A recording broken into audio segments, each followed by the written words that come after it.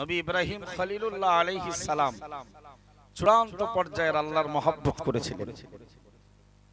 নবী ইব্রাহিম আলাইহিস সালাম আল্লাহ তাকে খলিল উপাধি দিয়েছিল, তাই না? খলিল মানে কি জানেন? অন্তরঙ্গ বন্ধু। একটু সুবহানাল্লাহ বলবেন। কত সুন্দর একটি কথা আল্লাহ প্রদত্ত। তিনি নবী ইব্রাহিমের চলাফেরা, কথাবার্তা, তার অ্যাটিটিউড, আল্লাহর প্রতি তার প্রেম, আল্লাহর প্রতি তার আসক্তি, এগুলো দেখে আল্লাহ ইব্রাহিমকে অন্তরঙ্গ বন্ধু বানালেন। সুবহানাল্লাহ।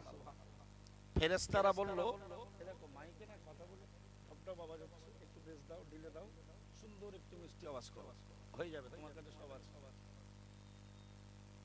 যারা বক্সের কাছে আছেন না, আপনাদের একটু কষ্ট হবে, এই দিকটা মাঝখানের দিকে কষ্ট দিচ্ছে আমার বাবুরা যারা আছেন বক্সের কাছে, আপনারা বুঝতে পারবেন একটু সাইডে আছে। মন দিয়ে কথা শুনুন, অল্পক্ষণ আপনাদের মাঝে থাকবো। আশা করি কোরআন ও হাদিস থেকে কিছু তথ্য যা আল্লাহ আমাকে আপনাকে যেন আমল করার তৌফিক দেন, বলুন আমিন।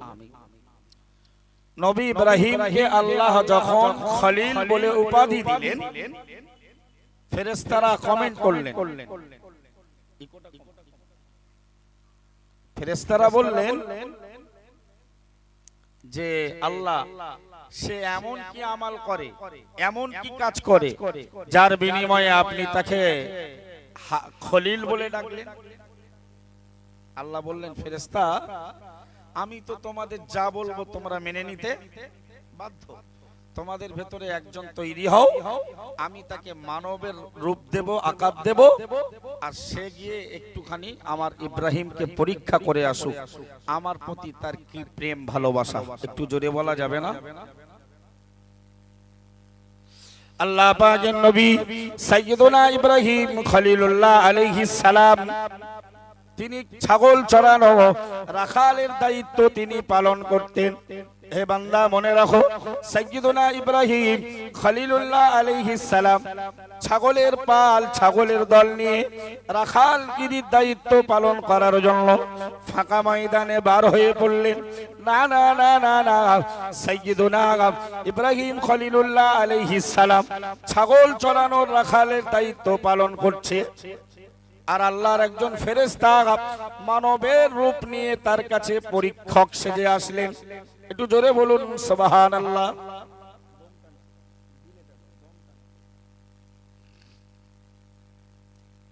নবী ইব্রাহিম ছাগল চড়াচ্ছে, ফেরেশতাকে আল্লাহ মানুষের আকৃতি দিলেন, যাও একটু পরীক্ষা নাও। এক্সামিনার হিসাবে, পরীক্ষক হিসাবে এসেছে। উনি অনেক দূর থেকে বসে, যাতে ইব্রাহিম ওনার আওয়াজ শুনতে পায়, এই রকম দূর থেকে বসে ওই আমরা তারাবির নামাজে 4 রাকাত পরে একটা দোয়া পড়ি না? বল হুজুর এখন তো তারাবির অসময়, ওই দোয়া কি আর মুখস্থ আছে? সুবহানাদিল মুলকি ওয়াল মালাকুতি সুবহানাদিল ইজ্জাতি ওয়াল আযমাতি ওয়াল হাইবাতি ওয়াল কুদরাতি ওয়াল কিবরিয়াই ওয়াল জাবারুত সুবহানাল মালিকিল হাইয়্যিল্লাযী লা ইয়ানামু ওয়া লা ইয়ামুতু আবাদান আবাদা। সবাই বলেন সুবহুন কুদ্দুসুন রাব্বুনা ওয়া রাব্বুল মালাইকাতি ওয়ার রূহ। বলুন সুবহানাল্লাহ। এতে শুধু আমার আল্লাহর গুণকীর্তন, আমার আল্লাহর প্রশংসা, মহিমা, আল্লাহ তাসবিহ দিয়ে ভরপুর এই দোয়াটার ভেতরে। সুবহানাল্লাহ বলেন। আল্লাহ পাকের মানবরূপী ফেরেশতা পরীক্ষক অনেক দূর থেকে বসে সাইয়্যিদুনা ইব্রাহিম খলিলুল্লাহ আলাইহিস সালামকে শুনিয়ে শুনিয়ে ওই দোয়াটা পড়ছেন।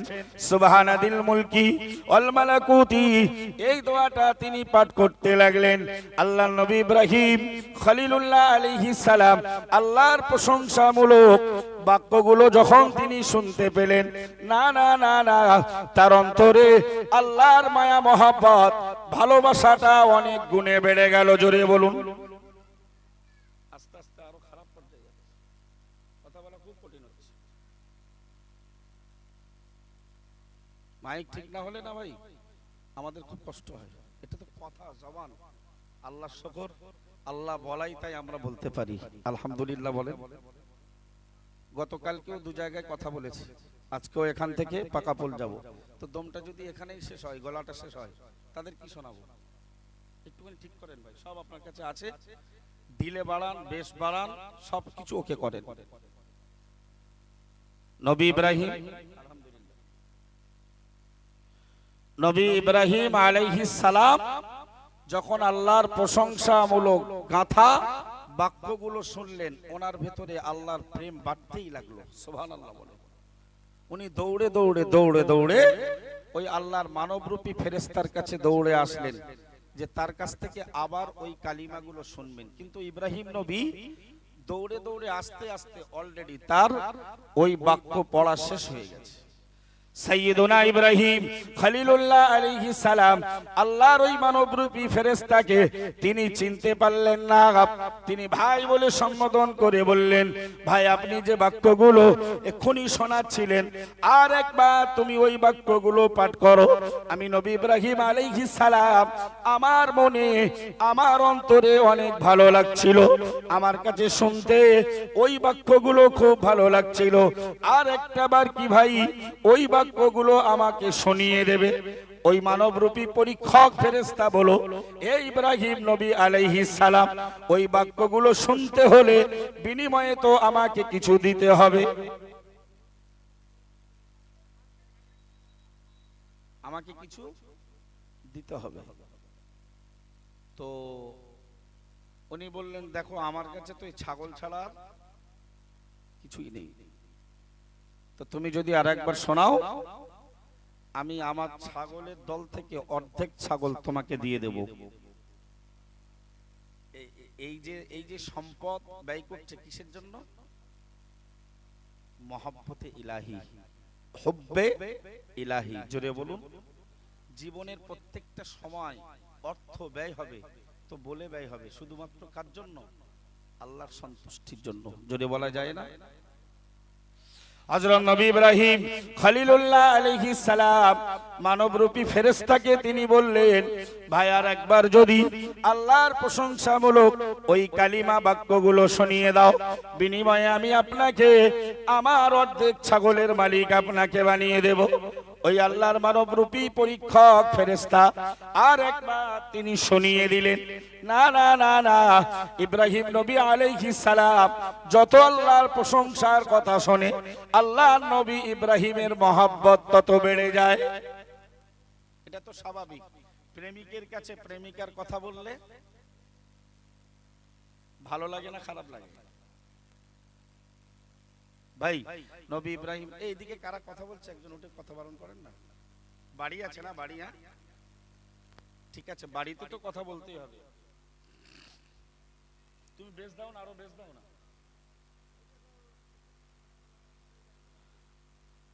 বাড়ি আছে পাশে, তো বাড়ি থাকলে তো কথা বলবে, তো একটু আস্তে বলো।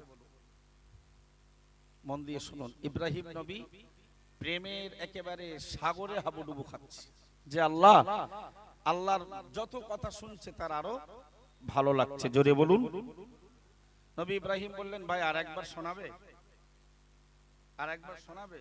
তো বললে আর একবার যদি শোনায় তো আবারও তো বিনিময়ে কিছু দিতে লাগবে। আসলে তো সে কিছু নিতে আসেনি, কি করতে এসছে? পরীক্ষা নিতে এসছে। আল্লাহর নবী সাইয়্যিদুনা ইব্রাহিম খলিলুল্লাহ আলাইহিস সালাম আবার তিনি বললেন, ভাই আর একবার যদি আপনি শুনিয়ে দেন, আমার অবশিষ্ট ছাগলগুলোকে আপনার মালিক বানিয়ে দেব। আল্লাহর মানবরূপী এক্সামিনার পরীক্ষক ফেরেশতা আবারও একবার আল্লাহর প্রশংসা জড়িত কালমা শব্দ আর বাক্যগুলো শুনিয়ে দিলেন। ইব্রাহিম নবী আলাইহিস সালাম বিনিময়ে সব ছাগলগুলো ওই লোকটাকে মালিক বানিয়ে দিলেন। না না না না, ইব্রাহিম নবী আলাইহিস সালাম এখন তিনি নিঃশূন্য হয়ে পড়লেন, হাত তার ফাঁকা, আর তো দেবার মতো কিছু নাই। কিন্তু নবী ইব্রাহিম আলাইহিস সালাম তিনি আবারও দরখাস্ত করলেন, ভাই আর একবার আল্লাহর ওই কালিমাগুলোকে আপনি আমাকে শোনাবেন। ওই মানবরূপী পরীক্ষক ফেরেশতা বলল, ও নবী ইব্রাহিম আলাইহিস সালাম, আবার শুনতে হলে বিনিময়ে তো আমাকে কিছু দিতে হবে, বিনিময়ে কিছু দিতে হবে, না দিলে তো কিছু হয় না। তো উনি এবার বললেন, ভাই দেবার মতো তো আমার কাছে আর, আসলে আল্লাহর প্রেমিক যারা হয় দিতে দিতে দিতে দিতে সব দিয়ে ফেলে। জোরে বলবেন না? আম্মা খাদিজা আলাইহিস সালাম রাদিয়াল্লাহু তাআলা আনহা যে পরিমাণে সম্পদের মালিক ছিলেন, আজকালের ওই রিলায়েন্স, জিও কোম্পানি, আম্বানি আদবানি আমরা বলি না, এরকম 2-10টা কোম্পানির যত টাকা, সেই পিরিয়ডে আম্মা খাদিজা তত টাকার মালিক ছিলেন। দিতে দিতে দিতে দিতে রসুলকে দিয়ে দিলেন, দিতে দিতে রসুল সব দিয়ে ফেললেন। রসুল বললেন, আমার ইন্তেকালের পূর্বে রসুল জিজ্ঞেস করলেন, আয়েশা এই মুহূর্তে আমি কত টাকার মালিক? হুজুর, আম্মা আয়েশা বললেন 7 দিরহাম। বলল, ওটাও জাতির মানুষের ভেতরে বন্টন করে দাও। সুবহানাল্লাহ। তো যারা আল্লাহর প্রেম করে, ভালোবাসে, ওরা দিতে দিতে জীবনও দেয়, অর্থ তো দিয়েই থাকে। সুবহানাল্লাহ। কোরআন শরীফে মহান আল্লাহ অন্য আয়াতে জানিয়েছেন, ইন্নাল্লাহা আশতারা মিনাল মুমিনিনা আনফুসাহুম ওয়া আমওয়ালাহুম বিআন্না লাহুমুল জান্নাহ। ও বান্দা মনে রাখো, কোরআন শরীফের 11 পারা 3য় পৃষ্ঠা, সূরার নাম সূরাতুত তাওবা। মহান আল্লাহ বিবরণ দিয়েছেন, ইন্নাল্লাহা নিশ্চয়ই আল্লাহ তাআলা ইশতারা তিনি ক্রয় করে নিয়েছেন, তিনি কিনে নিয়েছেন, মিনাল মুমিনিনা ঈমানদার গোষ্ঠীর কাছ থেকে, আনফুসাহুম তাদের জান, ওয়া আমওয়ালাহুম এবং তাদের মাল, বিআন্না লাহুমুল জান্নাহ জান্নাত দেওয়ার পরিবর্তে। জোরে বলুন। ঈমানদারের জান আর মাল কে কিনেছে? দেছে কে? দেছে। আবার সেই আল্লাহ বলছে, বান্দা আমার দিই তো সম্পদ, আমি তোমাকে মালিক বানিয়েছি, তোমাকে জান দিয়েছি, শক্তিশালী বানিয়েছি, তোমার ওই জান আর মাল আমি কিনে নিচ্ছি, শুধু জান্নাত দেব এর পরিবর্তে। তাহলে আমাদের জান আর মাল ব্যয় হবে কোথায়? ইসলামের পথে, ঠিক কিনা বল? কিন্তু হচ্ছে কোথায়? প্যারা নবী মুহাম্মদুর রাসূলুল্লাহ সাল্লাল্লাহু আলাইহি ওয়াসাল্লাম হাদিস শরীফে বিবরণ দিলেন, মান ক্বালা রাদিতু বিল্লাহি রাব্বা ওয়া বিল ইসলামি দীনা ওয়া বি মুহাম্মাদির রাসূলা ওয়াজাবাত লাহুল জান্নাহ আও কামা ক্বালা আলাইহিস সালাম। প্যারা নবী মুহাম্মদুর রাসূলুল্লাহ সাল্লাল্লাহু আলাইহি ওয়াসাল্লাম বললেন, ও আমার সাহাবীরা মনে রাখো, আমি আল্লাহর নবী বলছি, যে মানুষটা, যে নারী পুরুষ বলে ফেললো রাদিতু বিল্লাহি রাব্বা, আমি আল্লাহকে রব হিসাবে পেয়ে সন্তুষ্ট হয়ে গেলাম, অবিল ইসলামি দীনা, নবী আমার বললেন, যে মানুষটা বলল আমি ইসলামকে ধর্ম হিসাবে পেয়ে সন্তুষ্ট হয়েছি, অবি মুহাম্মাদির রাসূলা, প্যারা নবী মুহাম্মদুর রাসূলুল্লাহ সাল্লাল্লাহু আলাইহি ওয়াসাল্লাম বললেন, যে মানুষটা বলল আমি নবী মুহাম্মদ সাল্লাল্লাহু আলাইহি ওয়াসাল্লামকে রাসূল বা নবী হিসাবে পেয়ে সন্তুষ্ট হয়েছি, আমি নবী বলছি, ওয়াজাবাত লাহুল জান্নাহ, ওই লোকটার জন্য আল্লাহর দয়ার জান্নাত ওয়াজিব হয়ে গেল। একটু জোরে বলা যাবে না সুবহানাল্লাহ? কিন্তু আমরা আল্লাহকে রব বলি, আল্লাহ আমাদের রব, কিন্তু এই কথাটার উপরে আমাদের সন্তুষ্ট তো নেই। যদি থাকতো তাহলে পৃথিবীতে এত হারাম উপার্জনের মাধ্যম ঈমানদারের কাছে থাকতো না। আমরা মৌখিক বলি আল্লাহ আমাদের রব, ইসলাম আমাদের ধর্ম, মুহাম্মদ সাল্লাল্লাহু আলাইহি ওয়াসাল্লাম আমাদের নবী বা রাসূল, এটা আমাদের মৌখিক, বাহ্যিক, আন্তরিক কর্ম কাজে, কথাবার্তায়, চলাফেরায়, বাস্তব জীবনে, সামাজিক জীবনে, সাংসারিক জীবনে, ব্যবসায়ী জীবনে এগুলো আমরা প্রতিষ্ঠা করি না, যার কারণে আজকে আমাদের এই দুরবস্থা। নবী ইব্রাহিম খলিলুল্লাহ আলাইহিস সালাম তিনি বললেন, ভাই বিনিময়ে দেবার মতো আর কিছু নেই, সব ছাগলের মালিক তো আপনাকে বানিয়ে দিয়েছে। আল্লাহর মানবরূপী ফেরেশতা পরীক্ষক আল্লাহর নবী ইব্রাহিমকে আল্লাহ তাআলা খলিল বলার কারণে তারা কমেন্ট করেছিল, ও রব্বুল আলামিন আল্লাহ, আপনার নবী ইব্রাহিম খলিলুল্লাহ আলাইহিস সালাম এমন কি আমাল করে, এমন কি আপনার সঙ্গে ভালোবাসা করে, প্রেম করে, মহব্বত করে, যার কারণে আপনি খলিল বলেছেন। ও রব্বুল আলামিন আল্লাহ, আপনার খলিল বলার উপযুক্ত কারণ কি? আল্লাহ তাআলা ফেরেশতাদের মধ্যে একজনকে মানবের আকৃতি দিয়ে পাঠিয়ে দিলেন, যাও যাও যাও যাও আমার নবী ইব্রাহিমকে পরীক্ষা নাও। ওই পরীক্ষক ফেরেশতা বললেন, ও নবী ইব্রাহিম আলাইহিস সালাম, দেওয়ার মতো কিছু না থাকলে আমি তো আপনাকে ওই কথাগুলো শোনাবো না। আল্লাহ নবী ইব্রাহিম আলাইহিস সালাম বললেন, আর একবার যদি আপনি আমাকে শুনিয়ে দেন, আমি নবী ইব্রাহিম দেওয়ার মতো কোনো অর্থ সম্পদ না থাকলেও ওই একদল ছাগলের মালিক তো এখন আপনি। ওই ছাগলগুলো চড়াতে, দেখভাল করতে, তাদের খাওয়া দাওয়া করাতে একটি যোগ্য রাখালের প্রয়োজন রয়েছে। ও ভাই, আপনি যদি আল্লাহর প্রশংসা গাথা ওই বাক্যগুলো শুনিয়ে দেন, আমি ইব্রাহিম আলাইহিস সালাম আপনার ওই ছাগলগুলো দেখভাল করা, চড়ানোর রাখাল তৈরি হয়ে যাব। একটু জোরে বলা যায় না সুবহানাল্লাহ? আরো জোরে বলুন সুবহানাল্লাহ। মাইকের অবস্থা করুন খারাপ ভাই, বিশ্বাস করুন। ইচ্ছা থাকলে অনেক, উপায় নেই, ভীষণ খারাপ। সবকিছু নতুন ব্যবস্থা, মনে হয় ভাই অপারেটরের কাজ করে কি জানি না। একটু দেখেন ভাই, এই তো এগুলো কমাচ্ছেন কেন? আমরা মোর হয়ে যাব।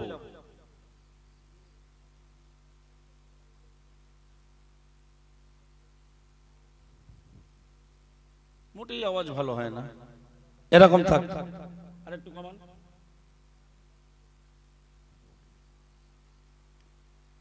আপনারা নিচে, আমি উপরে। আসলে এইটার জন্য উপরে বসতে হলো।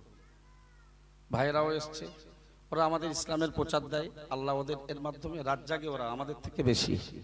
আমরা তো 4 চাকা করে আসি, ওরা মোটরসাইকেল কষ্ট করে আসে। দিনের প্রচারও হয়, আল্লাহ ওদের দুটো রুজি রুটিও দেয়। আল্লাহ ওদেরকেও কবুল করুন, বলুন আমিন। আমি নিচে বসলে একটু ভাইদের অসুবিধা হবে, তা নাহলে আমি বসি না চেয়ারে। এটা আমার মুফতি সাহেবের আদর্শ। আলহামদুলিল্লাহ বলে। আর একটু কমান, হালকা কমান, হালকা কমান। তো নবী ইব্রাহিম আলাইহিস সালামের কি মহব্বত আল্লাহর প্রতি, যে আমার আর কিছু দেওয়ার মতো না থাকলেও আমি আপনার ছাগলগুলো চড়ানোর রাখাল হয়ে যাব। সুবহানাল্লাহ বলে। কিসের কারণে ভাই? আল্লাহর নবী ইব্রাহিম আলাইহিস সালাম আল্লাহকে প্রেম করেন, মহব্বত করেন। এটার জন্য তিনি বললেন যে আমি আপনার রাখালগুলো চড়ানোর, আপনার ছাগলগুলো চড়াতে রাখাল হয়ে যাব। জোরে বলুন। এই আল্লাযীনা আমানু আশাদ্দু হুব্বাল লিল্লাহ, ঈমানদাররা আল্লাহকে অধিক পরিমাণে ভালোবাসেন। এই আয়াতের তাফসীর করতে গিয়ে ইমাম কুরতুবী রাহমাতুল্লাহ আলাইহি তাফসীরে কুরতুবীর ভেতরে একটি ইব্রাহিম নবীর কথা, ইব্রাহিম নবীর একটি আলোচনা তিনি তুলে ধরেছেন। জোরে বলেন। এই আলোচনাটা একটু শুনুন। রুবিয়ান ইব্রাহিম আলাইহিস সালাম, হযরত ইব্রাহিম আলাইহিস সালামের ব্যাপারে বর্ণিত, ক্বালা লি মালাকিল মাউতি আলাইহিস সালাম, হযরত নবী ইব্রাহিম আলাইহিস সালামের যখন মৃত্যুর সময় ঘনিয়ে আসলো, হযরত আজরাইল আলাইহিস সালাম মালাকুল মাউত হাজির হয়ে গেল। না না না না, নবী ইব্রাহিম আলাইহিস সালাম হযরত আজরাইলকে ডেকে বললেন, হাল রাআইতা খলিলান ইমিতু খলিলাহু, হে আল্লাহর মালাকুল মাউত ফেরেশতা আজরাইল আলাইহিস সালাম, আপনি কি কখনো দেখেছেন কোন বন্ধু তার বন্ধুকে হত্যা করে দেয়, মেরে দেয়? কথা বুঝলেন না? নবী ইব্রাহিম আলাইহিস সালামের যখন মৃত্যুর সময় ঘনিয়ে আসলো, তো উনি যখন আজরাইল আলাইহিস সালাম ওনার কাছে আসলেন জান কবজ করতে, উনি বললেন, হাল রাআইতা খলিলান ইমিতু খলিলাহু, আজরাইল আপনি কি কখনো দেখেছেন যে একজন বন্ধু আর তার বন্ধুকে হত্যা করবে, মেরে দেবে? তার মানে আমি তো আল্লাহর বন্ধু, খলিল, সুতরাং আমার বন্ধু, তোমার সাক্ষাৎ মানেই তো জীবন শেষ। আজরাইলের সঙ্গে মানুষের, জিবরাইল আলাইহিস সালামের সঙ্গে নবীদের বহু কর্মক্ষেত্রে আল্লাহর ফেরেশতা জিবরাইলের সঙ্গে তাদের সাক্ষাৎ হতো, কিন্তু আজরাইলের সঙ্গে সাক্ষাৎ মানে দুনিয়া থেকে বিদায় নিতে হবে। তো বললেন, আপনি কি কখনো দেখেছেন যে কোন বন্ধু তাকে বন্ধুকে মেরে দিতে পারে? ফাআওহাল্লাহু তাআলা ইলাইহি, আল্লাহ তাআলা ঠিক ওই সময় নবী ইব্রাহিম আলাইহিস সালামের কাছে ওহী পাঠালেন, হাল রাআইতা খলিলান ইয়াকরাহু লিকা খলিলিহি, ও নবী ইব্রাহিম আলাইহিস সালাম, আজরাইলকে আল্লাহ বললেন আমার বন্ধু ইব্রাহিমকে জিজ্ঞেস করো। না না না না, হাল রাআইতা খলিলান, হে ইব্রাহিম তুমি কি কোনো বন্ধুকে দেখেছো? ইয়াকরাউ লিকা খলিলিহি, যে তার বন্ধুর সঙ্গে সাক্ষাৎ করতে অপছন্দ করে। কথা বোঝা যায়নি? আমি মাইকের জন্য আমার আমার আমার মতো করে আলোচনা করতে আমি একটু মানে অস্বীকৃতি জ্ঞাপন করছি, কিন্তু এরপরেও কথা বুঝতে অসুবিধা হয় না তো? নবী ইব্রাহিম আলাইহিস সালাম আজরাইলকে ডেকে যখন বললেন, ভাই হাল রাআলতা খলিলান, হাল রাআইতা খলিলান ইউমিতু খলিলাহু, আপনি কি কখনো দেখেছেন যে বন্ধু তার বন্ধুকে মারতে পারে? ফাআউহাল্লাহু তাআলা ইলাই, আল্লাহ তৎক্ষণাৎ ওহী নাযিল করলেন ইব্রাহিম আলাইহিস সালামের কাছে, কি হাল রাআইতা খলিলান ইয়াকরাহু লিকা খলিলিহি, ও ইব্রাহিম তুমি কি কোনো বন্ধুকে দেখেছো বন্ধুর সাক্ষাতে অপছন্দ করে, অস্বীকার করে? সুবহানাল্লাহ। ইব্রাহিম তোমার ইন্তেকাল মানেই, তোমার মৃত্যু মানেই আমি আল্লাহর সঙ্গে সাক্ষাৎ। কোরআন বিবরণ দিয়েছে, ইন্নাল্লাযীনা আমানু ওয়াল্লাযীনা হাজারু ওয়াজাহাদু ফি সাবিলিল্লাহ উলাইকা ইয়ারজুনা রাহমাতাল্লাহ। ও বান্দা মনে রাখো, যারা ঈমানদার, ওয়াল্লাযীনা হাজারু ঈমানকে বাঁচানোর জন্য, ইসলামকে প্রচার প্রসারের জন্য, না না না না দ্বীনের উপরে দায়েম কায়েম থাকার জন্য, ইস্তেকামাত থাকার জন্য যারা হিজরত করলো, ওয়াল্লাযীনা হাজারু ওয়াজাহাদু ফি সাবিলিল্লাহ, এবং দ্বীনকে সমুন্নত করার জন্য, কালেমার পতাকা সুউচ্চ করার জন্য, আল্লাহর একত্ববাদের প্রচার প্রসারের জন্য যারা আল্লাহর রাস্তায় জিহাদ করলো, উলাইকা ইয়ারজুনা রাহমাতাল্লাহ, তারাই তো আল্লাহর রহমতের আশাবাদী। জোরে বলুন। নবী ইব্রাহিম আলাইহিস সালামকে আল্লাহ বললেন, ও ইব্রাহিম এই তো তুমি যেমন আমাকে আল আজরাইলকে তথা আমাকে বলছো যে কোন বন্ধু কি বন্ধুকে মারতে পারে, আমার বক্তব্য হলো ইব্রাহিম কোন বন্ধু কি বন্ধুর সঙ্গে সাক্ষাতে দেরি করে, অস্বীকার করে? জোরে বলুন। ফাকালা ফাকালা, তৎক্ষণাৎ ইব্রাহিম নবী বললেন, ইয়া মালাকাল মাউত আল আন ফাকবিত। সুবহানাল্লাহ বলুন।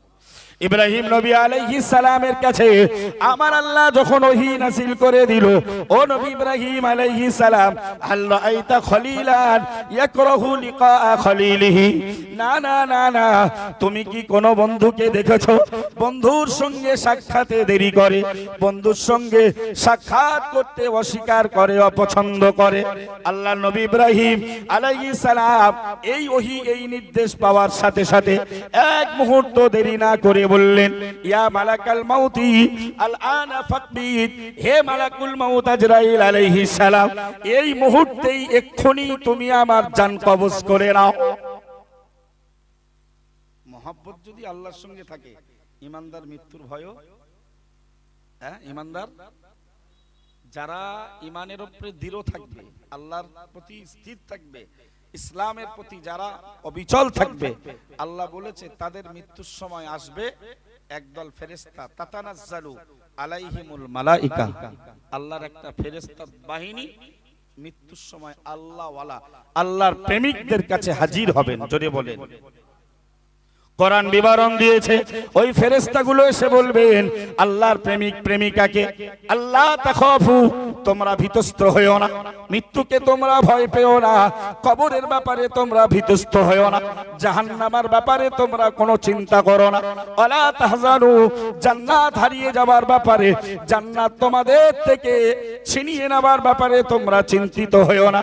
ও বান্দা, হে আল্লাহর প্রেমিক মনে রাখো, আমরা আল্লাহ প্রদত্ত ঘোষণাকারী তোমাকে ঘোষণা দিচ্ছি, ও আবশিরু, তোমরা সুসংবাদ গ্রহণ করো, বিল জান্নাতিল্লাতি, ওই জান্নাতের, ওই উদ্যানের, ওই বাগানের, কুনতুম তুআদুনা, যে জান্নাত দেওয়ার প্রতিশ্রুতি আল্লাহ তোমাদের দিয়েছেন।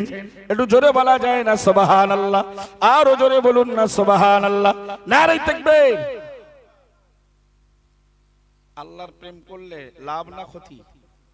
হ্যাঁ, আল্লাহ বলেছেন, নবী বলেছেন, মান আহাব্বা লিল্লাহ, যারা আল্লাহকে যারা মানুষকে কাউকে ভালোবাসলো আল্লাহর জন্য, আল্লাহকে ভালোবাসলে তো জান্নাত।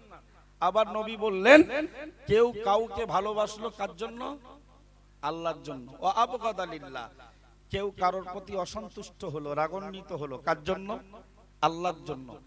দুনিয়ার মানুষের ভালোবাসা আর রাগান্বিত হওয়া আল্লাহর জন্য নয়, নিজের স্বার্থ সিদ্ধির জন্য। ঠিক বলছি না বল? কোন হাক্কানি রব্বানি আল্লাহওয়ালা মানুষকে আমরা ভালোবাসি কেন? কার জন্য? আল্লাহর জন্য না। হাক্কানি আলেমকে ভালোবাসি কার জন্য? ইমাম সাহেবকে ভালোবাসি কার জন্য? নামাজিকে ভালোবাসি কার জন্য? ওই লোকটা আল্লাহর কাজ করে, ওই লোকটার প্রতি আল্লাহ খুশি। তাই আমরা অনেক সময় ইমাম আলেম ওলামার সঙ্গে নামাজিদেরকেও দাওয়াত দেই, হাজী সাহেবদেরকেও আমরা সম্মান করি, কারণ তারা আল্লাহর মেহমান হয়েছিল, আল্লাহ তাদের প্রতি সন্তুষ্ট। সুতরাং আমরা তাদের মহব্বত করি, কারণ আমরাও যেন আল্লাহর কাছে প্রিয়প্রাপ্ত হয়ে যাই। জোরে বলেন। প্যারা নবী মুহাম্মদুর রাসূলুল্লাহ সাল্লাল্লাহু আলাইহি ওয়াসাল্লাম হাদিস শরীফে বিবরণ দিলেন, মানা হাব্বা লিল্লাহি, কারোকে যদি ভালোবাসা হয় আল্লাহর জন্য, ও আবগাদা লিল্লাহ, কারোর প্রতি যদি অসন্তুষ্ট হয় কেউ আল্লাহর জন্য, ও আতা লিল্লাহ, কাউকে কিছু দেয় যদি আল্লাহর জন্য হয়, না না না না, ও মানা আলিল্লাহ, কাউকে কিছু দেওয়া থেকে যদি বিরত থাকে আল্লাহর জন্য, প্যারা নবী বললেন ফাকাদ ইস্তাকমালাল ঈমান, ওই লোকটার ঈমানটা পরিপূর্ণ হয়ে গেল। জোরে বলুন, আরো জোরে বলুন না সুবহানাল্লাহ, নারে তাকবীর। ভালোবাসতে হবে কার জন্য? আবার অসন্তুষ্ট হতে হবে কার জন্য? আল্লাহর জন্য। কিছু দিতে হবে কিসের জন্য? আল্লাহর জন্য। দান করা থেকে বিরত থাকতে হবে কিসের জন্য? আল্লাহর জন্য। আল্লাহর নবী বললেন তার ঈমানটা পরিপূর্ণতার স্তরে পৌঁছে গেল। প্রেম করেছিলেন হযরত সাইয়্যিদুনা নবী মুসা আলাইহিস সালাম। কাকে? আল্লাহকে। প্রেম করলে, আল্লাহকে ভালোবাসলে, দুনিয়ার মানুষকে ভালোবাসলে, ভাই ভালোবাসার মানুষ বিপদের সময় পাশে আসে না? হ্যাঁ, যারা বিপদে বন্ধু থাকে না, বিপদের সময় যারা পাশে থেকে একটু সান্ত্বনা দেয় না, ওরা বন্ধুর যোগ্যতা তারা রাখে না। তো আল্লাহকে যদি আমরা বন্ধু বানাই, আল্লাহকে যদি আমরা প্রচুর পরিমাণে মহব্বত করি, তাহলে আল্লাহই হয়ে যাবে আমাদের বিপদের সময় উদ্ধারকারী। জোরে বলে। একজন আল্লাহর বান্দি নাম মাইমুনা রাদিয়াল্লাহু তাআলা রাহমাতুল্লাহি আলাইহা। কি নাম বলেছি ভাই? মাইমুনা। ওই পিরিয়ডের একজন বিখ্যাত ইমানদার ছিলেন, আল্লাহর ওলি ছিলেন, নাম ইবনে ওয়াহাব রাহমাতুল্লাহি আলাইহি। ইবনে ওয়াহাব আল্লাহকে প্রেম করে করে ভালোবেসে আল্লাহর নিকটবর্তী বান্দা হয়ে গেছেন। জোরে বলেন।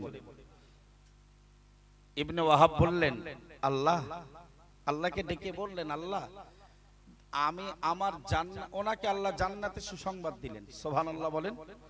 তো উনি বললেন, আল্লাহ জান্নাতে আমার সঙ্গী কে হবে? আমি একটু দুনিয়ায় দেখতে চাই। বড় আবদার না? তো আল্লাহ বললেন, যাও, এই অমুক জায়গায় হাবশা দেশের মাইমুনা বলে এক মেয়ে আছে, এই মেয়েটা তোমার জান্নাতের সঙ্গিনী হবেন। জোরে বলে। ওটা বিবাহ বন্ধনের আবদ্ধ নয়, জান্নাতে যাওয়ার সঙ্গী। তো আল্লাহর ওলি ইবনে ওয়াহাব রাহমাতুল্লাহ আলাইহি উনি গুটি গুটি পায়ে হাবশায় পৌঁছালেন। গিয়ে বললেন, মাইমুনা বলে তোমাদের এলাকায় কোনো আবেদা, জাহেদা, তাপসী, সাদিকা কোনো মেয়ে আছে? বলল, মাইমুনা বলে একজন আছে, তবে সে ছাগল চড়ানো, রাখালগিরি করে। ভাই, ইব্রাহিম নবীর কথা শুনলাম ছাগল চড়ায়, মুসা নবী 1 বছর ছাগল চড়ায়নি, বহু বছর ধরে তিনি ছাগল চড়ানোর দায়িত্ব পালন করেছিলেন। সব নবীরা ছাগল চড়ানোর, রাখালের দায়িত্ব পালন করেছেন। জোরে বলুন। তো উনি গুটি গুটি পায়ে গিয়ে দেখলেন, বলল উনি সেই পাহাড়ি এলাকায় ছাগল নিয়ে ছাগল দেখভাল করে, রাখালগিরি করে। মাইমুনা বলে ওই একটি মেয়ে আমাদের এলাকায় আছে। উনি খুঁজতে খুঁজতে পাহাড়ি এলাকায় গিয়ে দেখলেন যে মাইমুনা এক জায়গায় নামাজ পড়ছে একটা গাছের তলায়, আর ছাগলগুলো আর এক জায়গায় দলবদ্ধভাবে বসে আছে, কেউ সেখান থেকে ছুটে পালায় না। ছাগল ছুটে পালায় না, আমরা একটা বাংলায় বলি ছাগলে কি করে, পাগল করে। কিন্তু মাইমুনা ছাগলের দেখভালকারী, দায়িত্বশীলা রাখাল, উনি নামাজে রত, আর ছাগলগুলো সব এক জায়গায় আছে, ছোটাছুটি করে না। কোরআন বিবরণ দিয়েছে, ফাযকুরুনি আযকুরকুম, হে বান্দা তোমরা আমাকে স্মরণ করো, আমি আল্লাহ তোমাদেরকে স্মরণ করে নেব। একটু জোরে বলুন না সুবহানাল্লাহ। প্যারা নবী মুহাম্মদুর রাসূলুল্লাহ সাল্লাল্লাহু আলাইহি ওয়াসাল্লাম এই হাদিস, এই আয়াতের ব্যাখ্যায় তিনি বলেছেন, মান দাখারানি ফি নাফসি, যে মানুষটা মনে মনে আল্লাহকে স্মরণ করলো, আল্লাহ তাআলা হাদিসে কুদসিতে জানিয়েছেন, যাকারতুহু ফি নাফসি, আমি আল্লাহ মনে মনে তাকে স্মরণ করে নেব। একটু জোরে বলুন না সুবহানাল্লাহ। প্যারা নবী মুহাম্মদুর রাসূলুল্লাহ সাল্লাল্লাহু আলাইহি ওয়াসাল্লাম না না না না, তিনি হাদিস শরীফে ব্যাখ্যা দিলেন, আল্লাহ তাআলা হাদিসে কুদসিতে জানিয়েছেন, মান দাকারানি ফি মালাইন যাকারতুহু ফি মালাইন খায়রুম মিনহু, আও কামা ক্বালা আলাইহিস সালাম। প্যারা নবী মুহাম্মদুর রাসূলুল্লাহ সাল্লাল্লাহু আলাইহি ওয়াসাল্লাম জানিয়েছেন, যে মানুষটা একটা দলের মাঝখানে আল্লাহকে স্মরণ করলো, আল্লাহ তাআলা ওকে এমন একটি দলে স্মরণ করে, খায়রুম মিনহু, যে দলটা ওই দলের থেকে উত্তম। একটু জোরে বলুন সুবহানাল্লাহ। কেউ যদি মানুষের একটা দলের ভেতরে আল্লাহকে স্মরণ করে, আল্লাহ বলতে চায় আমিও তাকে স্মরণ করব ওই দলের থেকে একটি শ্রেষ্ঠ দলের মাঝখানে, মানে ফেরেশতাদের দলে, ফেরেশতাদের মাঝখানে আমি আমার ওই জাকিরিন বান্দার স্মরণ করে নেব। জোরে বলুন। কেউ যদি বিপদের সময় আল্লাহকে স্মরণ করে, আল্লাহ তাকে বিপদ মুক্ত করে তাকে স্মরণ করে। জোরে বলুন। ইউনূস নবী বিপদে আল্লাহকে স্মরণ করলেন, লা ইলাহা ইল্লা আনতা সুবহানাকা ইন্নী কুনতু মিনাজ জালিমিন। আল্লাহ স্মরণ করলেন, ফাস্তাজাবনা লাহু ওয়া নাজ্জাইনাহু মিনাল গাম ওয়া কাযালিকা নুনজিল মুমিনিন। জোরে বলুন। তো ওই যে মাইমুনার ঘটনা, ওটা ওই আমাকে স্মরণ করো আমি আল্লাহ তোমাদের স্মরণ করব, তার একটি ব্যাখ্যা। ওর 8টা ব্যাখ্যা আছে ওই আয়াতে। কটা ব্যাখ্যা? সব শোনানোর সময় পাবো না, লাস্ট একদম একটা ব্যাখ্যা বলছি। যারা আল্লাহর সঙ্গে জিকিরে ইবাদতে আল্লাহর সঙ্গে চুক্তিবদ্ধ হয়েছে, আল্লাহ তাদের জানমালের ব্যাপারে আল্লাহ তাদের সঙ্গে চুক্তিবদ্ধ হয়ে গেছে। আল্লাহর ওলি বান্দা ইবনে ওয়াহাব রাহমাতুল্লাহ আলাইহি মাইমুনা নামাজ পড়ছিলেন, না না না না, তিনি অপেক্ষা করছিলেন। ও বান্দা মনে রাখো, নামাজ থেকে যখন আল্লাহর ওলি বান্দিনী, জান্নাতি বান্দি হযরত মাইমুনা নামাজ থেকে যখন ফারেগ হলেন, আল্লাহ তাআলার ওলি বান্দা হযরত ইবনে ওয়াহাব রাহমাতুল্লাহ আলাইহি না না না, তিনি সালাম জানিয়ে দিলেন। মাইমুনা রাদিয়াল্লাহু তাআলা আনহা রহমাতুল্লাহি আলাইহা, তিনি ইবনে ওয়াহাবকে ডেকে বললেন, ভাই আপনি আমার জান্নাতের সঙ্গী হবেন, আজকের কেন এখানে হাজির হয়েছেন? একটু জোরে বলা যায় না সুবহানাল্লাহ। যে ইলহাম আল্লাহ ইবনে ওয়াহাবকে করেছে, ওই মেসেজটাই মাইমুনাকেও আল্লাহ জানিয়ে দিয়েছেন। এগুলো কিসের পুরস্কার? আল্লাহর মহব্বতের পুরস্কার। ইবনে ওয়াহাব আশ্চর্য হলেন, তো বললেন, শোনো মাইমুনা, আমি আল্লাহকে ডেকে বললাম, আল্লাহ আপনি আমারে জান্নাত দেবেন, ভালো কথা, শুকরিয়া আপনার দরবারে, কিন্তু আমি চাচ্ছি আমার জান্নাতের সঙ্গী কি হবে একটু দুনিয়াতে দেখব। তো আল্লাহ তোমার দিক নির্দেশনা দিয়ে পাঠিয়েছে। যদি বলি আল্লাহর ওলি বান্দা ইবনে ওয়াহাব রাহমাতুল্লাহ আলাইহি মাইমুনাকে ডেকে বললেন, হে বোন মাইমুনা, তুমি আমার জান্নাতের সঙ্গে, এটা আলাদা কথা। আমি বড় আশ্চর্য হলাম, আমি তাজ্জুব হয়ে গেলাম। তুমি নামাজ পড়ছো, আমি এলাকায় খোঁজ নিলাম মাইমুনা নামীয় কে রয়েছে। আপনার এলাকার জনগণ মানুষ, তারা আমাকে জবাব দিল, মাইমুনা বলে তো কোনো সম্ভ্রান্ত পরিবারের মেয়ে এলাকায় নাই। একজন মাইমুনা রয়েছে, সে তো ছাগল চড়ানো রাখাল, ও মাইমুনা বোন বলো, না না না না, আমি এসে এক আশ্চর্য দৃশ্য দেখলাম। আপনি নামাজে রত রয়েছেন আর আপনার ছাগলগুলো, যে ছাগলগুলো আপনি দেখভাল করেন, ওরা একটা দলবদ্ধ ভাবে বসে রয়েছে, দল ছুট কেউ হয়ে যায় না। আবার দেখতে পেলাম বোন মাইমুনা, আপনার ছাগলের দলের পাশেই একটি চিতাবাঘ বন থেকে বসে রয়েছে। তাদের চরিত্র, ছাগলের চরিত্র দল ছুট হয়ে যাওয়া, না না না, আর চিতাবাঘের চরিত্র ছাগলের উপরে আক্রমণ করে শিকার করা। হে বোন মাইমুনা বলো, এই দৃশ্য, করুণ দৃশ্যর কাহিনীটা খুলে বলো। আল্লাহর ওলি বান্দি, জান্নাতি বান্দি মাইমুনা রহমাতুল্লাহ আলাইহা তিনি জবাব দিয়ে বললেন, হে আমার জান্নাতের সঙ্গী আল্লাহর ওলি বান্দা ইবনে ওয়াহাব ভাই, মনে রাখুন, আমি মাইমুনা যেদিন থেকে আল্লাহর সঙ্গে ইবাদতে চুক্তিবদ্ধ হয়ে গেলাম, আল্লাহ তাআলা আমার মাল জানের ব্যাপারে চুক্তিবদ্ধ হয়ে গিয়েছে। একটু জোরে বলুন না সুবহানাল্লাহ। ও ভাই জান্নাতের সঙ্গী ইবনে ওয়াহাব, আমি মাইমুনা দৈনন্দিন জীবনে আমি একটি মালিকের ছাগল চড়ানো রাখাল, ছাগলগুলো এনে ছেড়ে দেই।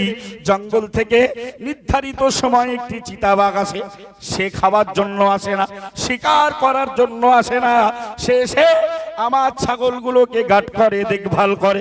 ছাগলরা কেউ দল ছেড়ে পালায় না, আমি অনায়াসে আল্লাহর ইবাদতে গাছের তলায় মশগুল হয়ে যায়। আল্লাহর প্রেম করলে, ভালোবাসা করলে লাভ আছে না নাই? কি আশ্চর্যের কথা! ছাগলগুলো যাতে দলছুট না হয়, দলছুট হলে তো পেরেশান হয়ে যাবে, কোথায় কে গেছে তো খুঁজতে হবে। তাই আল্লাহ মাইমুনার ইবাদতে, ভালোবাসায়, আল্লাহর প্রেম করায় কোনো ঘাটতি করাবেন না। আল্লাহ তার সঙ্গে চুক্তিবদ্ধ হয়ে নির্ধারিত সময়ে জঙ্গল থেকে একটি চিতাবাঘ পাঠিয়ে দেয়, আর সে শিকার করেও না, বরং এমন ভাবে বসে থাকে ছাগলরা সব ভয় পেয়ে যায়। যদি বলুন ভাই, তো আমি আপনাকে শুধু একটা কথাই বোঝাচ্ছি আমার বক্তব্যের শুরু থেকে, ঈমানদাররাই অধিক পরিমাণে আল্লাহকে ভালোবাসে, কিন্তু সেই ভালোবাসার ঘাটতি আমাদের যথেষ্ট আছে না নাই? একটু কথা বলেন। যদি থাকে, সেই ভালোবাসার ঘাটতি আমাদের পূরণ করতে হবে। একটি হাদিস বলি, জা আরাবিয়্যুন ইলা নবী সাল্লাল্লাহু আলাইহি ওয়াসাল্লাম, একজন গ্রাম্য মানুষ প্রিয় নবীর দরবারে আসলেন, এসে বললেন, ইয়া রাসূলুল্লাহ, ইয়া হাবিবাল্লাহ, হুজুর মাতাস সাআ, কিয়ামত কবে হবে? একজন গ্রাম্য দেহাতি লোক নবীর দরবারে এসে বলছে, হুজুর কিয়ামত কবে হবে? প্যারা নবী মুহাম্মদুর রাসূলুল্লাহ সাল্লাল্লাহু আলাইহি ওয়াসাল্লাম ওই গ্রাম্য লোকটাকে ডেকে জিজ্ঞেস করলেন, মা আ'দাত্তা ইলাইহা, তুমি ওই কিয়ামতের জন্য, মা আ'আদতা লাহা, কিয়ামতের জন্য তুমি কি প্রস্তুতি নিয়েছো? আল্লাহর নবীর ওই সাহাবী গ্রাম্য মানুষটা বলল, মা আ'আদতু কাসীরা সালাতিন ওয়ালা সিয়ামিন, ইয়া রাসূলুল্লাহ, হাবিবাল্লাহ, আমি অধিক পরিমাণে নামাজ, রোজা আর আমিও ইবাদত করতে পারিনি, কিন্তু আমি কিয়ামতের জন্য তৈরি রেখেছি।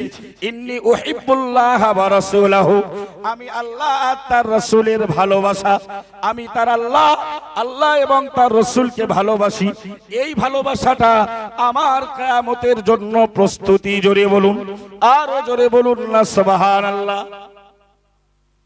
আল্লাহর নবী সাহাবী গ্রাম্য মানুষ এসে বললেন, ইয়া রাসূলুল্লাহ মাতাস সাআ, কিয়ামত কবে হবে? নবী ফাকালা মা আ'আদতা লাহা, তুমি কিয়ামতের জন্য কি তৈরি করেছো, কি প্রস্তুতি নিয়েছো? তিনি বললেন, মা আ'আদতু লাহা সালাতিন ওয়ালা সিয়াম, কাসীরা সালাতিন ওয়ালা সিয়ামিন, আমি প্রচুর নামাজ রোজা কিয়ামতের জন্য তৈরি করতে পারিনি।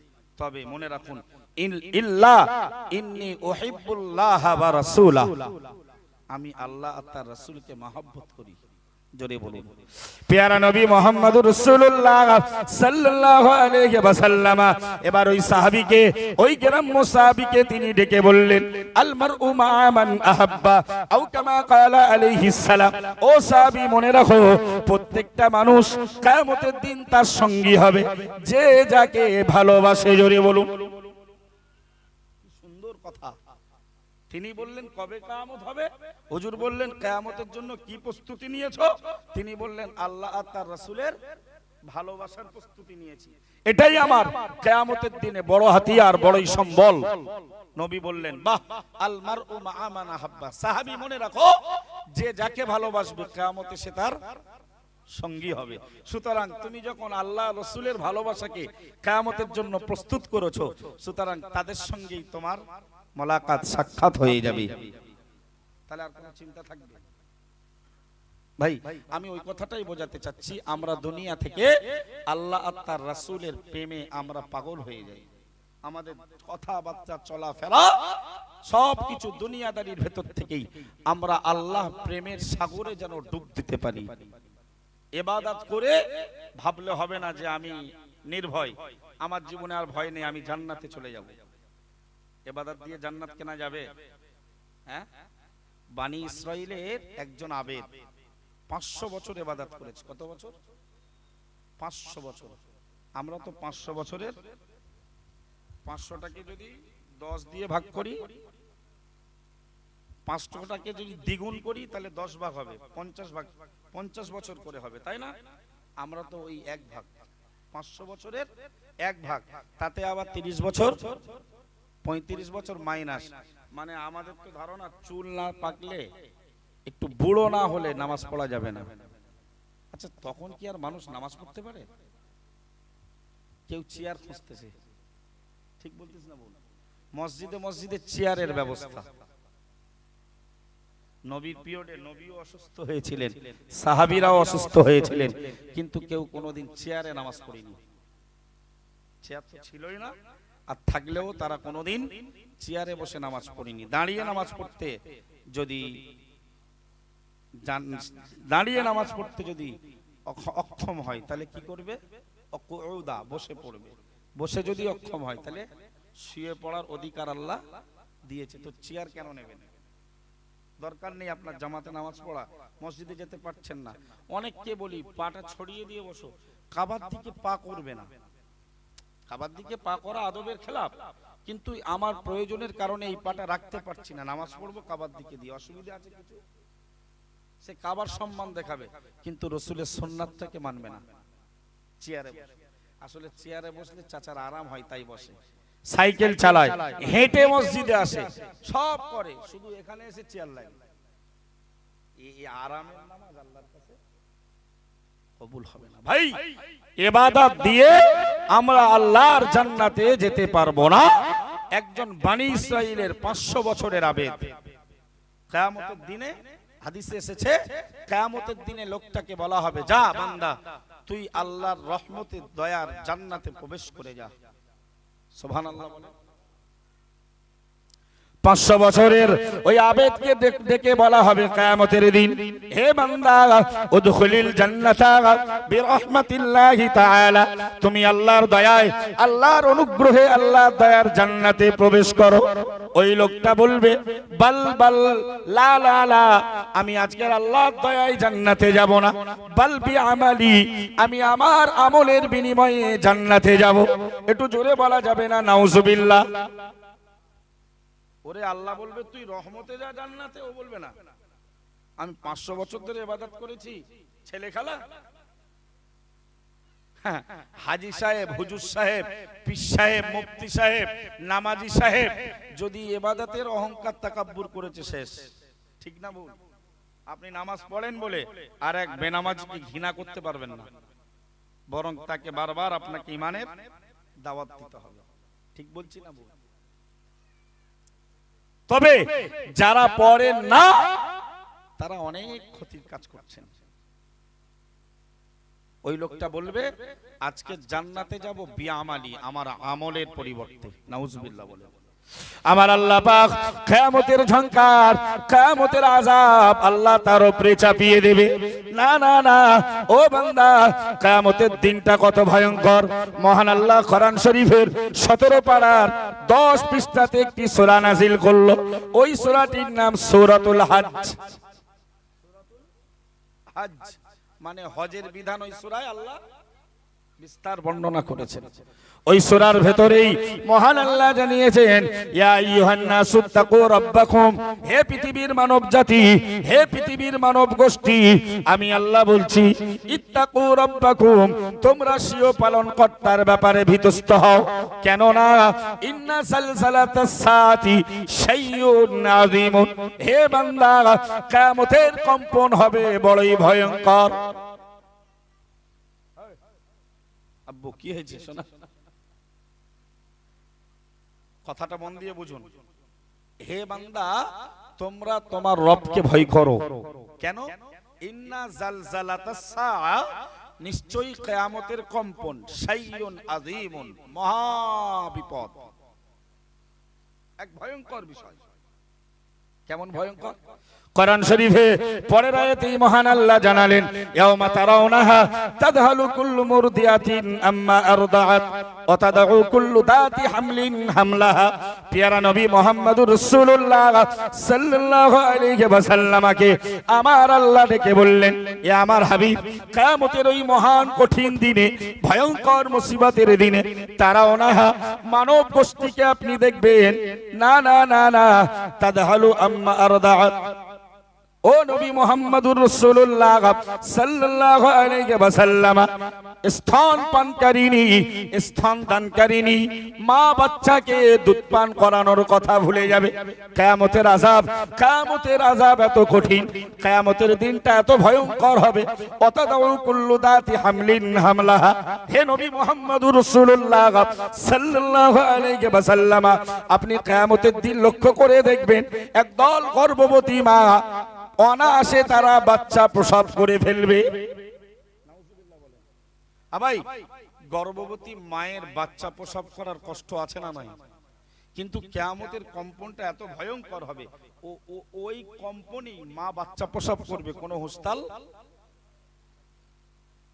অথচ আল্লাহ কোরআনে সূরা লোকমানে বলেছেন যে, এ কচি, তুই আমি আল্লাহ আমার কৃতজ্ঞতা আদায় কর, আর তোর পিতামাতার কৃতজ্ঞতা আদায় কর। কারণ হামালাতুহু উম্মুহু ওয়াহানান আলা ওয়াহনিন, তোর মা তোকে কষ্টের পর কষ্ট স্বীকার করে তোকে ভূমিষ্ঠ করেছে। জোরে বলুন, ও হামলুহু ওয়া ফিসালুহু, এবং ফি আমাইন, এবং তোর মা পূর্ণাঙ্গ 2 বছর ধরে তোকে দুধ পান করিয়েছে। জোরে বলুন।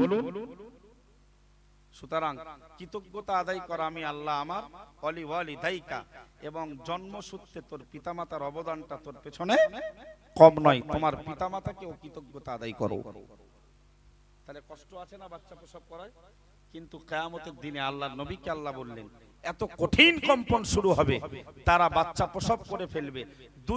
দুধের শিশুর মা বাচ্চার দুধ পান করানোর কথা ভুলে যাবে কিয়ামতের আযাব আর কম্পন দেখে। নাউজুবিল্লাহ।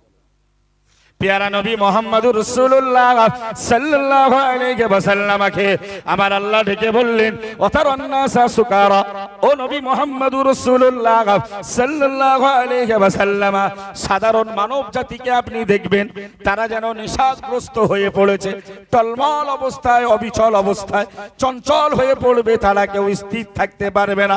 কিয়ামতের কম্পনে তাদের দেখে মনে হবে যেন তারা মাদক, তারা মদ পান করেছে, নেশাগ্রস্ত। আমি আল্লাহ বলছি, ওমা হুম বিসুকারা, হে আমার হাবিব, কিন্তু তারা নেশাগ্রস্ত নয়। ওয়ালাকিন্না আযাবাল্লাহি শাদীদুন, বরং আমার শাস্তি বড়ই ভয়ঙ্কর। আমার শাস্তির প্রক্রিয়ায় তাদের অবস্থা হয়ে যাবে মাদকদের মতো। একটু জোরে বলুন নাউজুবিল্লাহ। কিয়ামতের দিনটা কঠিন নাকি? তো নবী মুহাম্মদ সাল্লাল্লাহু আলাইহি ওয়াসাল্লাম তাকে আল্লাহ তাআলা অবগত করালেন যে, হাবিব, উম্মতকে বলো যে তোমরা তোমার রবের ব্যাপারে ভীতস্ত হও। ওই আযাব, ওই যে দুধ পান করানো মা দুধের শিশুর কথা দুধ পান করাতে ভুলে যাবে, গর্ভবতী মা বিনা কষ্টেই কিয়ামতের কম্পনেই অনায়াসে বাচ্চা প্রসব করবে। মানব জাতি সব নেশাগ্রস্ত হয়ে চঞ্চল অস্থির হয়ে পড়বে, অথচ তারা মদ পান করেনি। কিয়ামতের কম্পন আর আযাবে তাদের এই টলমল অবস্থা হবে। নাউজুবিল্লাহ বলেন। ঠিক ওই বানী ইসরাইলের 500 বছরের আবেগ যখন বলবে যে, না, আমি রহমতে জান্নাতে যাব না, আল্লাহর দয়ায় জান্নাতে যাব না, আমার আমলের বিনিময়ে যাব, আল্লাহ তাআলা কিয়ামতের ওই ওই সিম্পটম, ওই আকৃতি তার উপরে আল্লাহ নাজিল করবেন। লোকটা দিশাহারা হয়ে পড়বে, চতুর্দিকে শুধু সূর্যের তাপ আর কিরণ, সূর্যের তাপ আর কিরণ। মানুষ পিপাসিত হবে। বনি ইসরাইলের ওই ব্যক্তিটা প্রচুর পরিমাণে তৃষ্ণার্ত হবেন। হাউজে কাউসার থাকবে না আমাদের জন্য? আল্লাহ আমাদের জন্য আমাদের হাবিবের হাতে, নবীর হাতে আল্লাহ যেন বিনা হিসাবে হাউজে কাউসার তাকদীরে জুটিয়ে দেন। জোরে বলা যায় না? আল্লাহর ওই বান্দা বনি ইসরাইলের 500 বছরের আবেদ প্রচুর পরিমাণে কিয়ামতের শাস্তির বিনিময়ে, কিয়ামতের দিনের কঠিন অবস্থার কারণে লোকটা পিপাসিত হবে, তৃষ্ণার্ত হয়ে পড়বে, পানি পানি করে চিল্লাবে, ও রব্বুল আলামিন আল্লাহ আমার জন্য এক ঢোক পানির ব্যবস্থা করুন। না না না না, সেদিন তো আল্লাহ তাআলা যাদের মহব্বত করেন, ভালোবাসেন, যারা আল্লাহকে ভালোবেসেছে তাদের জন্য থাকবে আরশের ছায়া। একটু জোরে বলা যায় না সুবহানাল্লাহ? ওই বনি ইসরাইল লোকটা 500 বছরের আবেদটা এক ঢোক পানির পিপাসায়, পানির জন্য পাগল হয়ে যাবে। ঠিক ওই মুহূর্তে আমার আল্লাহ তাআলার পক্ষ থেকে একজন ফেরেশতা পানির হকারগিরি করতে বার হয়ে যাবে।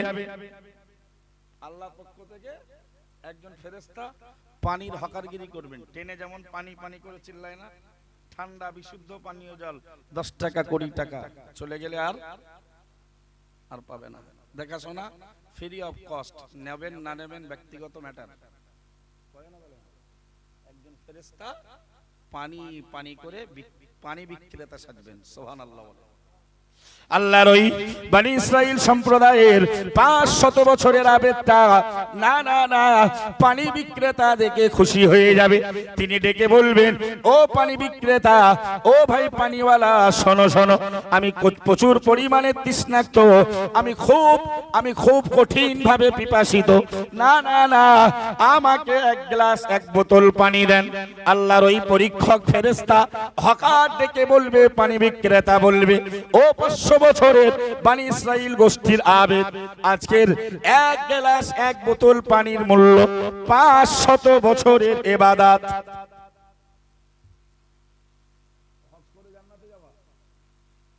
নামাজ পড়ে জান্নাতে যাবা, হুজুর ওয়াজ করে জান্নাতে যাবে, ইলম অর্জন করে জান্নাতে যাবে। জান্নাতে যেতে গেলে আল্লাহর রহমত, ঠিক না ভুল? যদি আল্লাহ ইচ্ছা করেন জান্নাত, আর যদি একবার ডাকেন মাওলানা আব্দুর রাকিব সাহেব আসেন, তো হুজুরের জান্নাতও। এইজন্য আল্লাহর কাছে কাঁদবেন, আল্লাহ বিগাইরি হিসাব জান্নাতের ব্যবস্থা করুন। বলুন আল্লাহুম্মা আমিন। আল্লাহ বিনা হিসাবে, আমি নাদান, নাপাক, অপবিত্র, মূল্যহীন, আল্লাহ আপনার কাছে আমার কোনো মূল্য নেই, আপনি আমার মতো অধম, ধুলো, বালি সমতুল্য, আমাকে আল্লাহ আপনি বিনা হিসাবে জান্নাতের ব্যবস্থা করুন।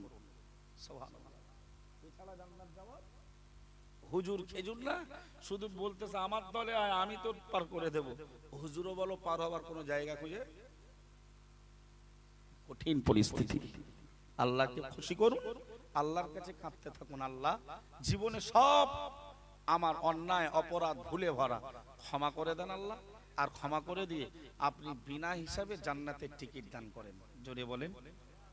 আল্লাহর ওই বান্দা বনি ইসরাইলের 500 বছরের আবেদ, সে এবার বলবে, না না না, তোমার কি এমন পানি 500 বছরের ইবাদত দিতে লাগবে?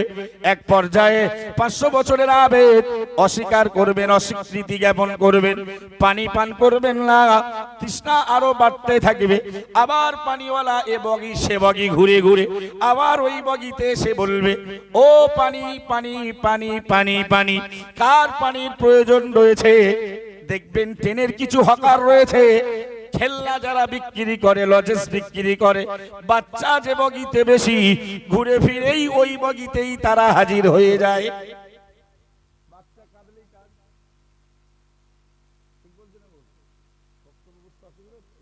আমার জীবনে ঘনায় প্রথম, আমার জীবনে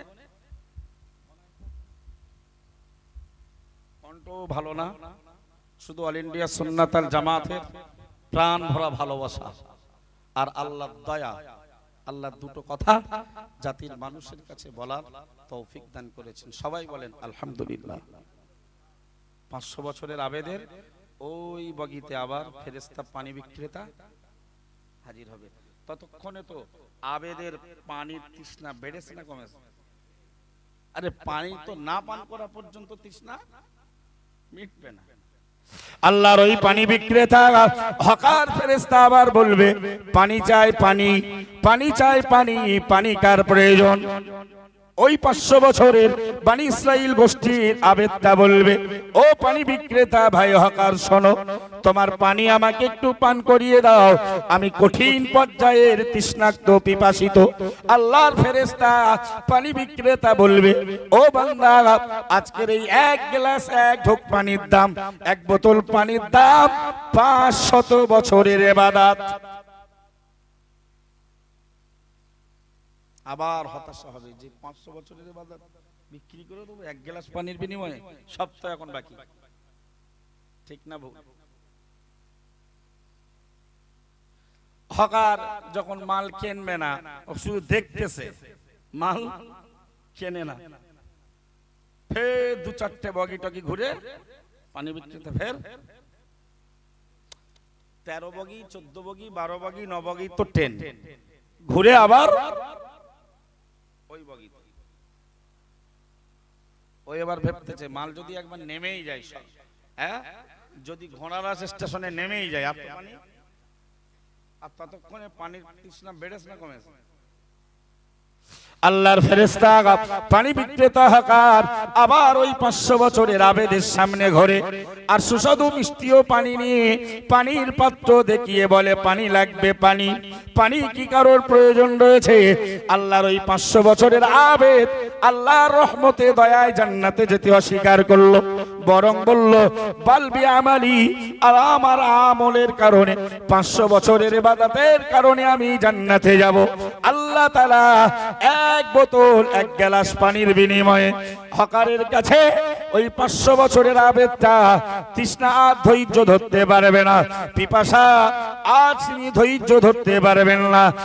পিপাসা মেটানোর জন্য, তৃষ্ণা নিবারণের জন্য পানি বিক্রেতা হকারের কাছ থেকে এক গ্লাস পানি 500 বছরের ইবাদতের বিনিময়ে কিনে ফেলবেন। একটু জোরে বলুন না নাউজুবিল্লাহ। ও বান্দা, একটুখানি আগেই যে বলছিল আমি আল্লাহর রহমতে আজকের জান্নাতে যাব না, বিবি বাচ্চা ঘর বাড়ি দুনিয়া ছেড়ে দিয়ে শুধু ইবাদত করেছিলাম, এক আধ দিন নয়, এক আধ বছর নয়, 500 বছর ইবাদত করেছি। আল্লাহর জান্নাতেই যদি আমাকে যেতে হয় 500 বছর ইবাদতের বিনিময়ে যাব। বান্দা মনে রাখুন, ইবাদত যতই বেশি করেন না কেন, যত বড় কোরআনের পাঠক হন, যত বড় হুজুর হন, পীর সাহেব পীরজাদা হন, যত বড় আপনি তাহাজ্জুদ গুজারি হন, যত বড় দাতা দানশীল তসবিহ পাঠকারী হন, না না না, জান্নাতে যাবার ব্যাপারেই আল্লাহর আশা ছাড়া যেন জান্নাতের আশা আমাদের মনে না থাকে। আল্লাহর 500 বছরের আবেদের 500 বছরের ইবাদত এক গ্লাস পানির বিনিময়ে বিক্রি হয়ে গেল। না না না না, এখন ফেরেশতাদেরকে ডেকে আল্লাহ বলবেন ওই বান্দার আমলনামাটা চেক করে দেখো। ফেরেশতারা বলবে ও রব্বুল আলামিন আল্লাহ, এখন আপনার 500 বছরের আবেদের আমলনামাটা সওয়াব নেকি শূন্য হয়ে গেছে।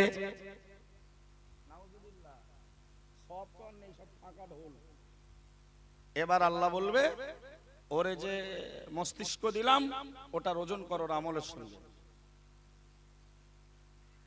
একে তো আর কিচ্ছু নেই, তাহলে ওরে যে আমি মস্তিষ্ক বুদ্ধি দিয়েছিলাম, বুদ্ধি খাটিয়ে অনেক কিছু করেছে, ওটা তো আমার দেওয়া আমানত, ওই আমানতটা ওজন কর আর ওরা আমল কাটাই কর।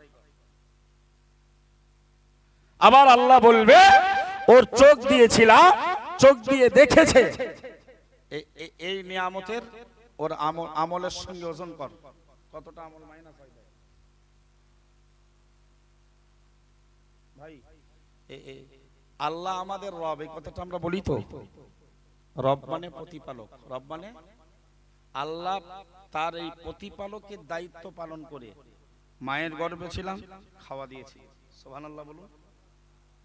মায়ের গর্ভে হারাম ছাড়া কিছু ছিল না, মায়ের নারীর সঙ্গে সন্তানের নারী আল্লাহ জুড়ে খাবার ব্যবস্থা করলেন, রক্ত সঞ্চারিত করলেন। সুবহানাল্লাহ। বাচ্চা দুনিয়ায় আসলেন, গরম শক্ত খাবার চিবিয়ে খেতে পারবে না, গিলে খেতে পারবে না। মায়ের স্তনে প্রতিপালকের লালন পালনকারী দায়িত্ব পালন করে আজ থেকে মায়ের স্তনে আল্লাহ আমাদের দেহের উপযুক্ত দুধ আল্লাহ ব্যবস্থা করলেন। মায়ের কোলে দুধ খেতে খেতে ফিগারটা যখন বাড়লো, দেহটা যখন বাড়লো, মায়ের স্তনের ওই তরল পদার্থ দুধে আর পেট ভরে না, দুধে আর পেট ভরে না। আল্লাহর বান্দা প্যারা নবী মুহাম্মদুর রাসূলুল্লাহ সাল্লাল্লাহু আলাইহি ওয়াসাল্লাম বললেন, রাদিতু বিল্লাহি রাব্বা। না না না, আল্লাহকে রব প্রতিপালক হিসাবে পেয়ে যারা সন্তুষ্ট, তাদের জন্য আল্লাহর জান্নাতটা ওয়াজিব হয়ে যায়। ও বান্দা, আল্লাহ তাআলার বান্দা বান্দি যখন মায়ের দুধ খেতে খেতে দেহের আকৃতিটা বাড়তে লাগলো, দেহের স্ট্রাকচার ফিগারটা বড় হলো, মায়ের স্তনে তরল পদার্থ দুধ খেয়ে আর বাচ্চার পেট ভরে না, ওই আল্লাহ ওই প্রতিপালক লালন পালনের দায়িত্ব পালন করে আরশে আজিম থেকে নরম ভূতির উপরে শক্ত খাবার খেলে লাগবে, একটু ভারী মোটা খাবার খেতে হবে, দুধে আর বাচ্চার পেট ভরে না।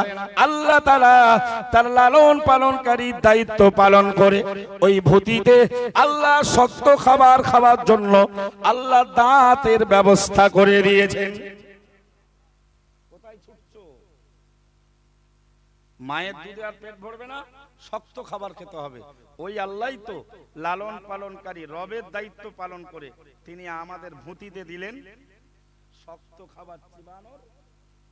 উর্দু কায়দায় পড়েছিলাম, आंख देखने के लिए है, कान सुनने के लिए है, हाथ काम करने के लिए है, और नाक सूखने के लिए है, और दांत चिबाने के लिए है, और लिसान जबान ये बातचीत करने के लिए है, और मजा चखने के लिए है।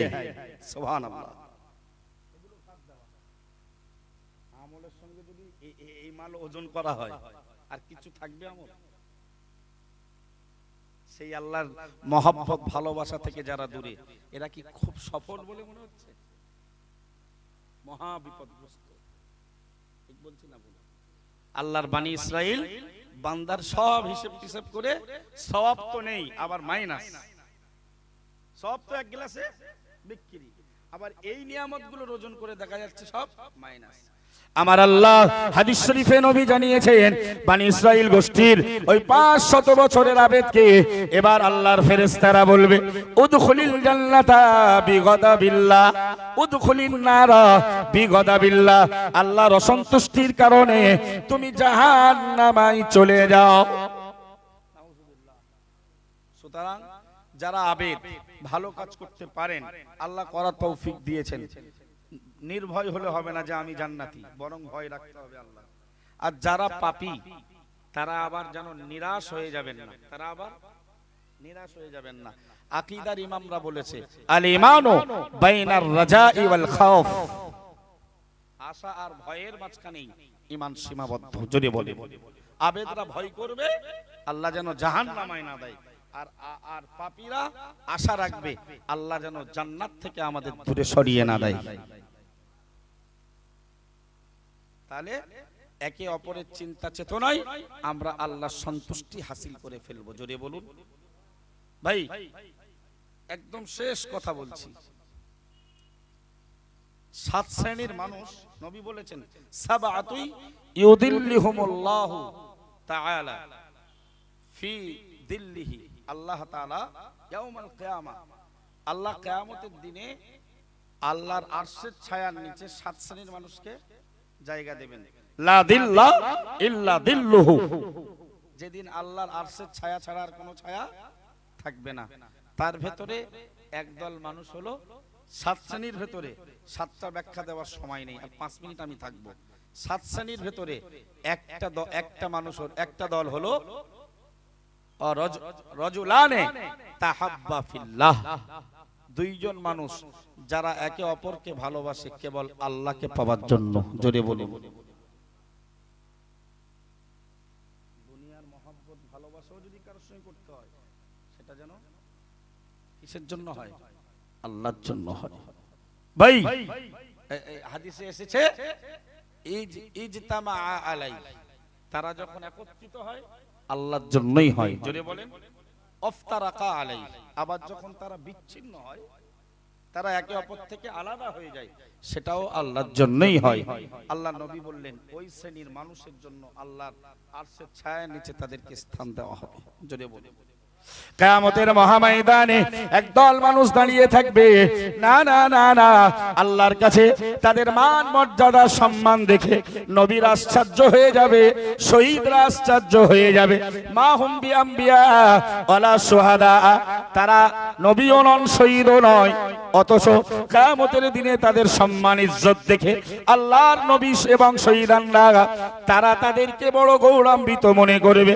পেয়ারা নবী মুহাম্মদুর রাসূলুল্লাহ সাল্লাল্লাহু আলাইহি ওয়াসাল্লাম আর সাহাবীরা বললেন, ইয়া রাসূলুল্লাহ, ইয়া হাবিবাল্লাহ, হুজুর খব্বিরনা মানহুম, আপনি আমাদেরকে সংবাদ দেন তারা কারা, ওমা আমালুহুম, এবং তাদের আমলগুলো কি।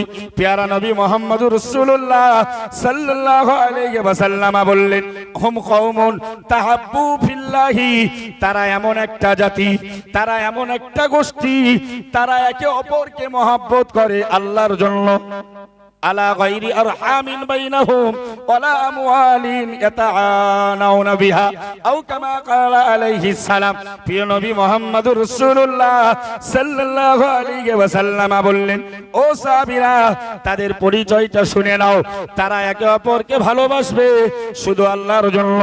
না না না না, তাদের এই ভালোবাসার ভেতরে মহব্বত, ভালোবাসা স্থাপন করার ভেতরে বংশীয় কোনো সম্পর্ক থাকবে না। ওয়ালা আমওয়ালিন ইয়াতাআতাউনা বিহা, এবং তাদের মাঝখানে ব্যবসার লেনদেনের কোনো সম্পর্ক থাকবে না। একটু জোরে বলা যাবে না সুবহানাল্লাহ? মানে আল্লাহর ওলিদের কথা বলা হচ্ছে, আল্লাহ ওলিদের কথা। ভাই তো তাদের ওলিদের ব্যাপারে নবী বললেন তারা শহীদও নয় নবীও নয়, কিন্তু তাদের মর্যাদা দেখে নবীরা আর শহীদরা তাদেরকে খুব গৌরবান্বিত মনে করবে। সাহাবীরা বললেন, হুজুর তারা কারা, তাদের আমল কি? বললেন তারা এমন এক জাতি তাহাব্বু ফিল্লাহ, তারা আল্লাহর জন্য একে অপরকে মহব্বত করে। আজকে তো দেশ জুড়ে হুজুরগিরি চলছে, পীর মুরিদি চলছে, শুধু মালের ধান্দায়। খুব ভুল বলছি বলে মনে হয়? অথচ মুরিদ পীর সাহেবকে ভালোবাসবে আল্লাহ পাওয়ার জন্য, পীর সাহেব মুরিদকে স্নেহ করবে আল্লাহকে পাইয়ে দেওয়ার জন্য। জোরে বলা যায় না? কিন্তু আজকাল চলছে ব্যবসা, তাদের মাঝখানে থাকবে না রক্তের সম্পর্ক, তাদের মাঝখানে থাকবে না ব্যবসায়ী লেনদেনের কোনো সম্পর্ক। প্যারা নবী মুহাম্মদুর রাসূলুল্লাহ সাল্লাল্লাহু আলাইহি ওয়াসাল্লাম বললেন, ও সাহাবীরা, তাদের পরিচয় একটু শুনে নাও, আল্লাহর হাক্কানি রব্বানি খাঁটি পীর ওলিদের পরিচয়টা শুনে নাও।